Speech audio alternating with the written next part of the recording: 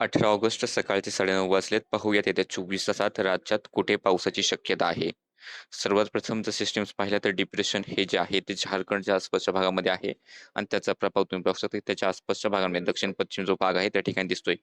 मान्सूनचा पट्टा जो आहे तो हिमालयाच्या पायथ्यापासून या ठिकाणी या सिस्टीम मधून गेलेला आहे आणि त्याच्या आसपास सुद्धा पावसाचे काही प्रमाणात ढग दाटलेले आहेत.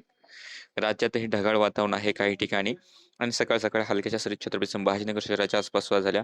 इकडे पुणे घाटाच्या, सातारा घाटाच्या आसपास कोल्हापूर घाट असेल किंवा इकडे नाशिक घाट असेल याही ठिकाणी पण त्याला लागून असलेल्या कोकणाचे भाग या ठिकाणी थोड्याफार पावसाचे ढग हे दिसत आहेत. भंडारा, गोंदिया, नागपूर, चंद्रपूर, गडचिरोली ढगाळ हवामान, क्वचित एक दुसऱ्या ठिकाणी हलकीचे सर अशा प्रकारची स्थिती या ठिकाणी आहे. आणि अमरावतीकडे सुद्धा ढगाळ हवामान किंवा एखाद्या गावासाठी हलक्याशा पावसाच्या सरी पाहायला मिळाले असतील. राज्यात इतर ठिकाणी काही अंशी जरी ढगाळ वातावरण असलं तर सध्या पाऊस देणारे ढग नाहीत.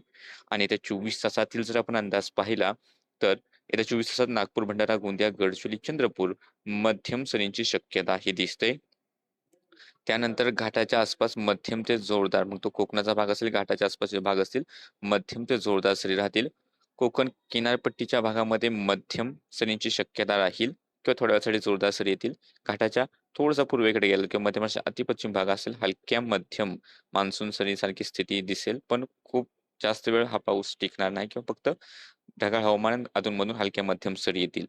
तर राज्याच्या इतर भागामध्ये स्थानिक ढग निर्मिती झाली तरच पावसाची शक्यता दिसते. त्यात लातूर, नांदेड, यवतमाळ, वर्धा, अमरावती या भागामध्ये ही शक्यता स्थानिक ढग निर्मिती होण्याची शक्यता थोडी जास्त आहे. बाकी इतर ठिकाणी स्थानिक ढग निर्मिती होण्याची शक्यता आहे, पण कमी प्रमाणात आहे. झालं तर एक दुसऱ्या ठिकाणी थोड्याफार सरी बरसतील. तर सध्याच्या अपडेटमध्ये इतकंच. हवामानाचे असेच अंदाज पाहण्यासाठी चॅनलला सबस्क्राईब करा, फेसबुक पेज फॉलो करा.